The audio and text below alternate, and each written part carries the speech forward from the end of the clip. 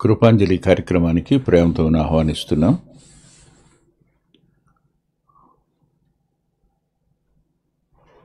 ఈ మధ్యకాలంలో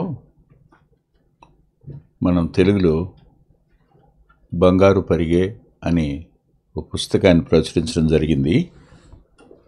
ఆ పుస్తకం హైదరాబాద్లో ఉన్న ఎస్ జాన్ గారు ఇంగ్లీష్లో కావాలని అడిగారు. ఆ కారణం చేత ఒక 28 వ్యాసాలు అంటే గ్లీనింగ్స్ ఇంగ్లీష్ బుక్గా పబ్లిష్ చేయడం జరిగింది. చాలా కొద్ది కాపీలు మాత్రమే ఉండొచ్చు.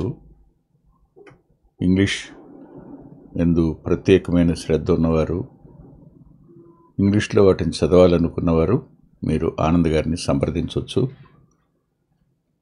ఆ పుస్తకం చాలామంది వాళ్ళు ఇంగ్లీష్ మీడియమే ఉంది, తెలుగు చదవటం కూడా రానివారు ఉన్నారు కదా. ఈ కారణం చేత ఆ పుస్తకం అనేక మందికి ఆత్మీయ మేలు చేస్తుందని నేను నమ్ముతున్నాను.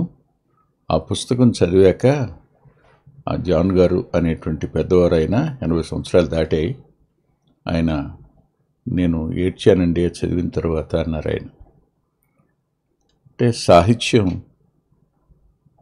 అంతరంగాలను ఆత్మ ద్వారా ఎలా స్పృశిస్తుందో, ఎలా మేల్కొల్పుతుందో, ఏ విధంగా ఆదరిస్తుంటుందో, హెచ్చరిస్తుంటుందో, వారిని ఆత్మీయంగా బలపరుస్తుందో అది వింటున్నప్పుడు దేవునికి స్తుతి చెల్లించకుండా ఉండలేం. ప్రార్థించండి ఈ సాహిత్య పరిచర్య కోసం. ఆదికాండం 43వ అధ్యాయం 13, 14 వచనాలు. మీ తమ్ముని తీసుకొని లేచి ఆ మనుష్యుని వద్దకు తిరిగి వెళ్ళుడి. ఆ మనుష్యుడు మీ ఇతర సహోదరుని బెన్యామీనుని మీకు అప్పగించినట్లు సర్వశక్తుడైన దేవుడు ఆ మనుషుని ఎదుటి మిమ్మల్ని కరుణించునుగాక. నేను పుత్రహీనుడనై ఉండవలసిన ఎడల పుత్రహీనుడనగుదునని వారితో చెప్పాను. ప్రార్థన చేసుకుందాం. పరిశుద్ధుడైన మా తండ్రి, మీ కృప అపారమైంది. మీ జ్ఞానం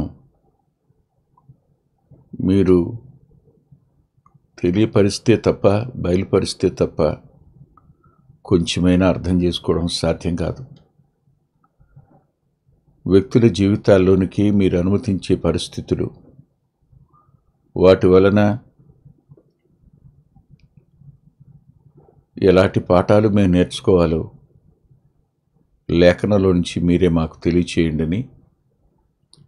మీ కృపాహస్తాలకు వింటున్న మా ప్రియులను, వారి కుటుంబాలను, వారి ఆత్మీయ జీవితాలను అప్పగించుకుంటూ మాట్లాడుతున్న నీ దాసుని మరుగుపరచండి.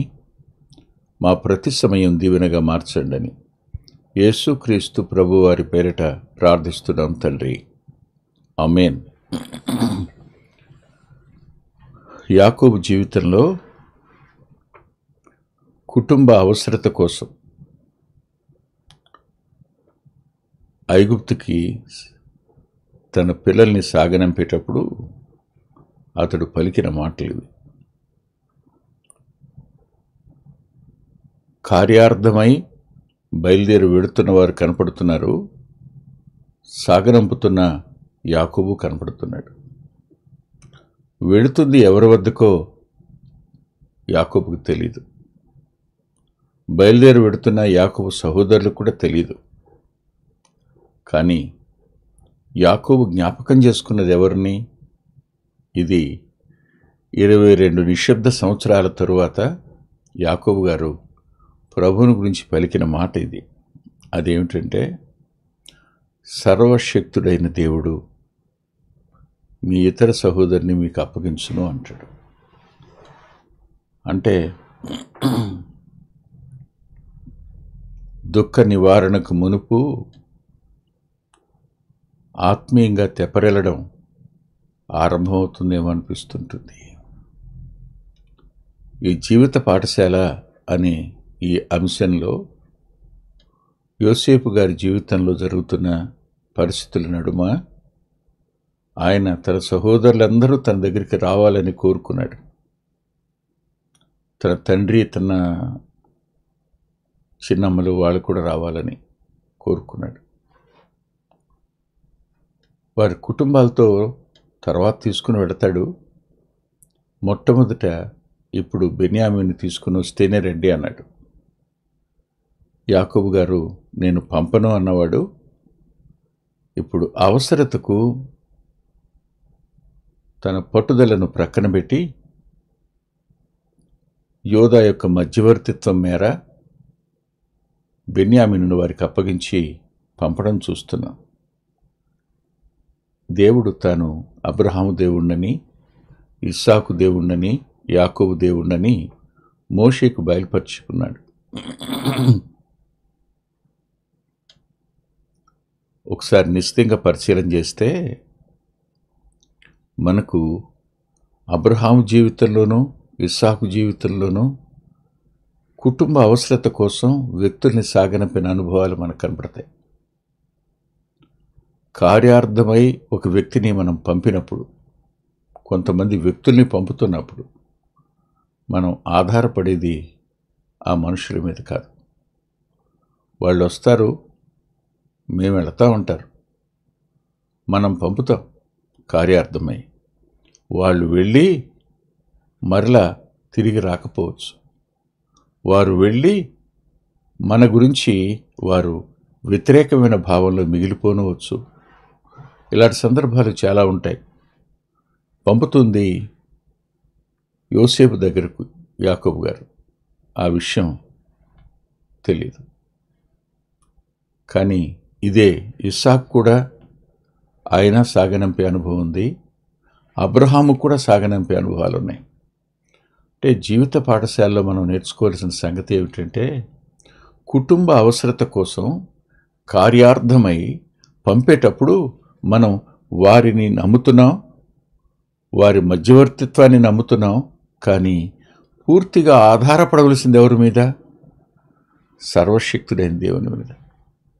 మనుషులు మన గురించి మంచి మాట్లాడదామని వెళతారు, మాటల మధ్యలో అవి చెడుగా మారతాయి. ఉదాహరణకి మనం ఎవరినో పరిచయం చేయాలనుకున్నాం, అనుకుని మాట్లాడుతున్నప్పుడు ఎందుకో నెగిటివ్ సెన్స్లో వచ్చి 2-3 పదాలు పలికేశారు.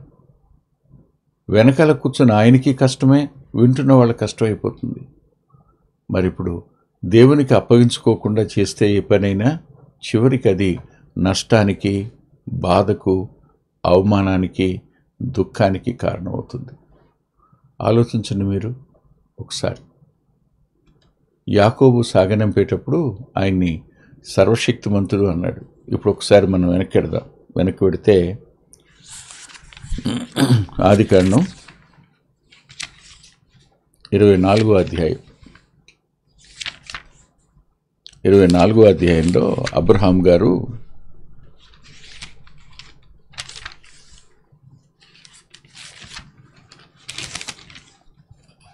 అవసరం కోసం, తన కుమారుని అవసరత కోసం పెదదాసుడిని పంపుతున్నప్పుడు చుట్టుప్రక్కల ఉన్న ఎవరిని తన కుమారునికి చేయడానికి ఇష్టపడక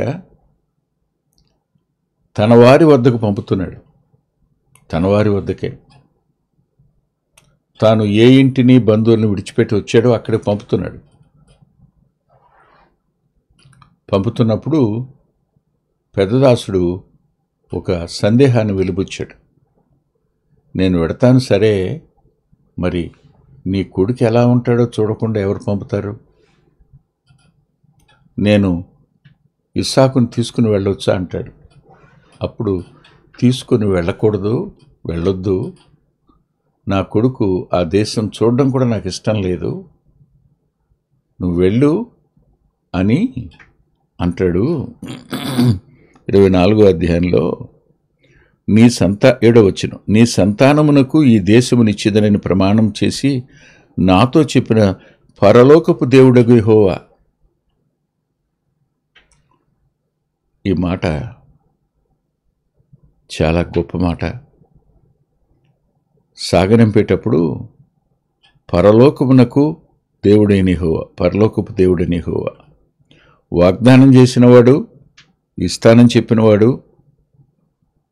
ఏం చేస్తాడంటాడు? ఆశ్చర్యం ఏంటంటే, తన దూతను నీకు ముందుగా పంపును, అక్కడి నుండి నీవు నా కుమారునికి భార్యను తీసుకుని వచ్చేదవు అన్నాడు. అబ్రహాము మనసులో దృఢమైన విశ్వాసం ఉంది, ఖచ్చితమైన నిరీక్షణ ఉంది, అంతరంగంలో నిశ్చయత ఉంది. తన నిర్ణయం సరైందనే అభిప్రాయం, దేవుని అంగీకారయోగ్యమైన పని నేను చేస్తున్నాను, నా ఇంటి అవసరత కోసం నేను పెదదాసుని పంపుతున్నాను అంటూ సాగనంపేటప్పుడు ఆయన పరలోకపు దేవుడు అన్నాడు, హెవెన్లీ గాడ్ అని. వాస్తవానికి మానవుల జీవితాలను పట్టించుకోవడం అనేది ఎవరి వల్ల అవుతుంది? మన అవసరత ఎవరు పట్టించుకుంటారు? మన పిల్లల అవసరతలు ఎవరు పట్టించుకుంటారు? మన పిల్లలకు అవసరమైన వారిని ఎవరు సమకూరుస్తారు? దేవుడే. మధ్యవర్తులు పెడతారు, కానీ వారి పని వారు చేస్తారు. వారు ప్రార్థనాపరులు కాకపోతే, వారు సమతౌల్యంగా ఆలోచించని వారు అయితే, వారు తమ పేరు ప్రఖ్యాతుల కోసం పనిచేసేవారైతే ఎవరి తరపున ఒకరి తరపున చేరిపోతారు, కానీ దేవుని వైపున దేవుని పక్షంగా ఉండరు. ఎవరికి మేలు చేయాలనుకున్నారో చివరికి వారి కీడు జరిగే ప్రమాదం కూడా ఉంది మధ్యవర్తుల వల్ల. కానీ ఈ ఎలియాజరు వెడుతున్నాడే, అతడు ప్రార్థనాపరుడు. అబ్రహామునకు దేవుడు కృప చూపించాడని తెలుసు. అలాంటి ప్రత్యక్షత ఉన్న వ్యక్తిని అబ్రహాము సాగనంపాడు. కార్యం సఫలమైందని మనకు తెలుసు కదూ. అది ఎంత అద్భుతం అంటే, అబ్రహాము ఇక్కడ ప్రార్థన చేస్తున్నాడు, పరలోకపు దేవుడు తన ముందు తన దూతను పంపుతాడు అన్నాడు. పంపాడు ఆయన. పంపినవాడు సరిగ్గా బావి వద్దకు రిబ్కాను తీసుకుని వచ్చాడు. ఎవరు చేశారు ఈ పని? పరలోకమే. మన అవసరత, మన కుటుంబ అవసరత, మన పిల్లల అవసరతను పట్టించుకునే దేవుడు ఆయన. చాలాసార్లు మనం నిస్సహాయం అయిపోతాం. దానికి కారణం ప్రయాణించే ఓపిక అబ్రహాముకు లేనంతటి వృద్ధుడవటం మాత్రమే కాదు, కానీ ఆ దేశానికి తిరిగి వెళ్ళాలనే మనసు అబ్రహాముకు లేదు. తన కొడుకును పంపాలనే మనసు కూడా లేదు. కానీ అక్కడ నుండి నేను ఏ విశ్వాసంతో ఈ వాగ్దాన భూమి దగ్గరికి వచ్చానో అదే విశ్వాసంతో వచ్చే స్త్రీ నా కుమారునికి భార్య కావాలి, అలాంటి కన్యకను దేవుడు పంపిస్తాడు అని చెప్తూ సాగనంపేటప్పుడు ఆయన పరలోకపు దేవుడని, తన దూతను పంపుతాడు అని అతడి ధైర్యపరిచి పంపాడు. ఇది అబ్రహాము జీవితంలో అబ్రహాము దేవుడుగా ఆయన ఇస్సాకు విషయంలోనూ, అబ్రహాము ప్రార్థన విషయంలోనూ, పెదదాసుని ప్రార్థన విషయంలోనూ ఆయన చేసిన కార్యం. వాగ్దానం చేసిన వాడు నమ్మదగినవాడు. ఇక రెండవ మాట చూద్దాం. ఆదికాండం 28వ అధ్యాయం.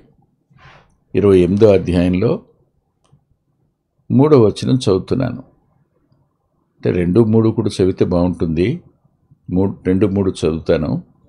నీవు లేచి పద్దనరాములోనున్న నీ తల్లికి తండ్రి అయిన బెత్తూయేలు ఇంటికి వెళ్ళి అక్కడ నీ తల్లి సహోదరుడుకు లాబాను కుమార్తెలలో ఒకదాన్ని వివాహం చేసుకునమని అతనికి ఆజ్ఞాపించి.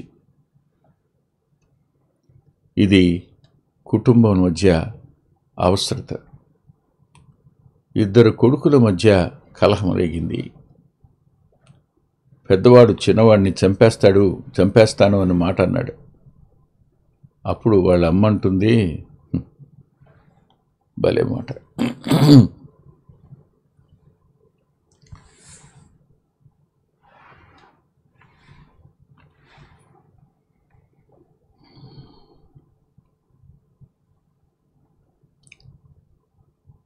ఈ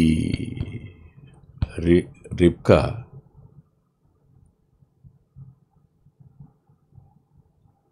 తన కొడుకుని గురించి మాట్లాడుతున్నప్పుడు ఆమె, నేను ఇద్దరిని ఒకే రోజున పోగొట్టుకునేలా అనే మాట 45వ వచనంలో అంటుంది. ఒక్కనాడే మీ ఇద్దరిని పోగొట్టుకునేలా అని.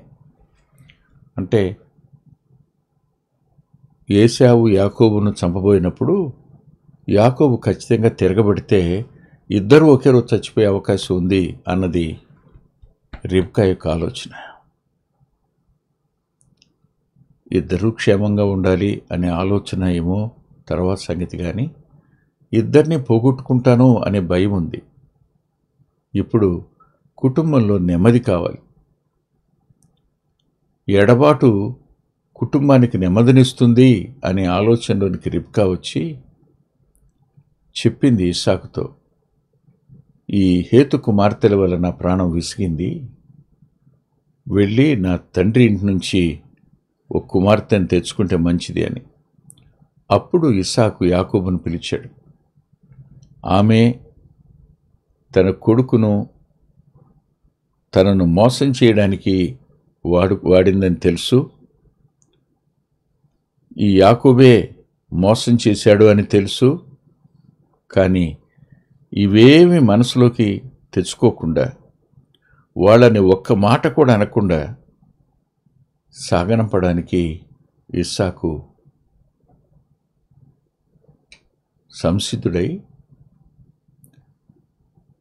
కార్యార్థమై యాకోబును పంపుతూ అతడు పలికిన మాట సాగనంపేటప్పుడు 3వ వచనంలో, సర్వశక్తిగల దేవుడు నిన్ను ఆశీర్వదించి నీవు అనేక జనములగునట్లు నీకు సంతానాభివృద్ధి కలుగు చేసి నిన్ను విస్తరింపచేసి నీవు పరవాసివైన దేశమును, అనగా దేవుడు అబ్రహాముకిచ్చిన దేశమును నీవు స్వాస్యముగా చేసుకున్నట్లు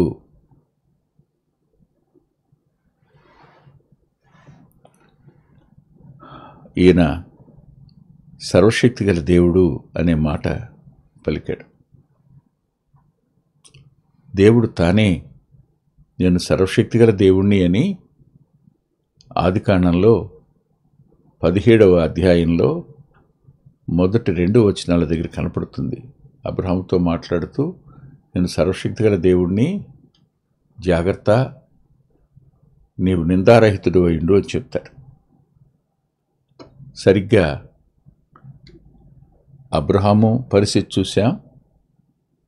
ఇస్సాకు పరిస్థితి సాగనంపేటప్పుడు కూడా తండ్రికి దేవుడు బయలుపరిచిన మాట ఇస్సాకు అంతరంగంలో నిలిచి ఉంది. ఆయన సర్వశక్తి కలిగినవాడు. యాకోబును విస్తరింపచేస్తాడని, యాకోబునకి ఈ వాగ్దాన భూమిని ఇస్తాడని నమ్మి అతడు తన చిన్న కుమారుడైన యాకోబును పద్దనరాముకు పంపాడు. యాకోబు వెళుతున్నది తన తల్లి ఇంటి వారి వద్దకు. ఆలోచించండి, కార్యార్థమై వెళ్ళే ప్రతిసారి ఒక వ్యక్తి ఒక కార్యాన్ని భుజాన వేసుకుని కార్యభారాన్ని వెళ్ళేటప్పుడు అవతలి వారికి తెలీదు. అబ్రహాము పెద్దదాసుడు వస్తున్నాడని అవతలి వారికి తెలీదు. యాకోబును పంపితే యాకోబు వస్తున్నాడని అవతలి వారికి తెలీదు. యోసేపుకు వస్తారని తెలుసు, కానీ ఎప్పుడు వస్తారో తెలీదు. అకస్మాత్తుగా పెద్దాసుడు వెళ్ళాడు, కనపడ్డాడు. అకస్మాత్తుగానే యాకోబు వెళ్ళాడు. అక్కడ పరలోకపు దేవుడు అనే పదం అబ్రహాము నోట విన్నాం. ఇక్కడ ఇస్సాకు నోట సర్వశక్తిగల దేవుడు అనే మాట విన్నాం. ఇప్పుడు తిరిగి యోసేపు దగ్గరికి పంపుతున్నప్పుడు యాకోబు పలికిన మాట కూడా 43వ అధ్యాయంలో సర్వశక్తిగల దేవుడు అనే పదమే వాడాడు. అంటే దాని అర్థం ఏమిటి? దేవునికి అసాధ్యమైంది ఏం లేదు, సమస్తమును సాధ్యం చేయగలిగిన దేవుడు ఆయన. ప్రస్తుతానికి అబ్రహాము అవసరత గొప్పది, ప్రస్తుతానికి ఇస్సాకు అవసరత పెద్దది, ఇప్పుడు యాకోబు అవసరత శక్తికి మించింది. ఏం జరుగుతుంది అనే దగ్గర అబ్రహాముకైతే ఒక నిరీక్షణ ఉంది, ఇస్సాకుకి ఒక నిరీక్షణ ఉంది, కానీ యాకోబు దగ్గర మాత్రం డోలాయమాన పరిస్థితి ఉంది. ఏం జరుగుతుంది అనే వద్ద ఇదమిద్దమైన ఒక ఆలోచనకు యాకోబు రాలేకపోయాడు. దేవుడు సర్వశక్తివంతుడే, నేను నమ్ముతున్నా, కానీ అక్కడి నుంచి బెన్యామీనును పంపకపోతే నేను పుత్రహీనుడై ఉండవలసి వస్తే ఉంటాను అనే మాట అన్నాడు. జీవితంలో కొంతమందిని పోగొట్టుకుంటాం కొన్ని సంవత్సరాల కాలం. ఈ కాల వ్యవధి అబ్రహాం జీవితంలో చాలా తక్కువ, ఇస్సాకు జీవితంలోనూ యాకోబు జీవితంలోనూ ఎక్కువ. 20 ఏళ్ళు 22 ఏళ్ళు ఉన్నాయి. ఎడబాటిది. జీవితంలో కొంతమందిని మనం కొంతమంది ఎడబాటుకు మనం గురవుతుంటాం. ఆ ఎడబాటు కాలం కొద్ది కాలం. ఆనాడు 20 సంవత్సరాలు 22 సంవత్సరాలు, ఈనాడు 2 సంవత్సరాలు కావచ్చు, 2.5 సంవత్సరాలు కావచ్చు. కానీ దేవుడు నమ్మదగినవాడు. ఆయన పేరు ఏమిటో తెలుసా? పౌలు గారు అంటారు, కార్యకారి అయిన దేవుడు. తన కార్యాన్ని తాను చేయగలిగిన దేవుడు ఆయన. మానవుల కార్యాలను చేసే దేవుడు. మానవ జీవిత విధానంలో అవసరమైన వాటిని ఖచ్చితంగా చేసేవాడు. అబ్రహాము నమ్మిన దేవుడు, ఇస్సాకు నమ్మిన దేవుడు, యాకోబు నమ్మిన దేవుడు యాకోబును దిక్కులేని వాడిని చేయలేదు, ఇస్సాకుని నిరాశపరచలేదు, అబ్రహామును దుఃఖానికి గురి చేయలేదు. అబ్రహాము సంతోషంగా పంపుతున్నాడు, ఇస్సాకు బాధతో పంపుతున్నాడు, యాకోబు దుఃఖంతో పంపుతున్నాడు. జీవిత పాఠశాలలో ఈ 3 అనుభవాలు ఉంటాయి. మనం ఎడబాటును కొని తెచ్చుకునే సందర్భాల్లో కనపడతాయి. కానీ పెద్దదాసుడు ఇంటి కోడల్ని వెంట పెట్టుకుని వచ్చాడు. యాకోబు వెళ్ళినవాడు 2 గుంపులై తిరిగి వచ్చాడు. యోసేపు దగ్గరికి వీళ్ళు వెడుతున్నవారు ఎలా వస్తారు, ఎలా రాబోతారు? మన కోసం ప్రాణం పెట్టిన ప్రభు రేపు ఎలా రాబోతున్నాడో అధికారంతో మనల్ని ఘనపరిచే పరిస్థితుల్లో ఇవాళ దుఃఖంలోనూ అవమానంలో ఉన్న ప్రభు నమ్ముకున్నవారు మేఘరథం మీద ఎలా నిత్యత్వానికి వెడతారో యాకోబు కూడా ఫరో రథం మీద ఆ దేశానికి వెళ్ళడానికి దేవుడు కార్యం చేయబోతున్నాడు. నిరీక్షణ ఉంచండి, ప్రభువుని స్వీకరించండి. ఆయన కృప మనందరికీ తోడైననుగాక. ప్రార్థన చేసుకుందాం. ప్రేమగల మా ప్రియ తండ్రి, పరిశుద్ధుడైన గొప్ప దేవ, విన్న మా ప్రియుల అంతరంగాలను మీరు ఆదరించండి అని యేసుక్రీస్తు ప్రభు వారి పేరిట ప్రార్థిస్తున్నాం తండ్రి. ఆమేన్. ప్రభు చిత్తమైతే వచ్చే వారం కలుసుకుందాం.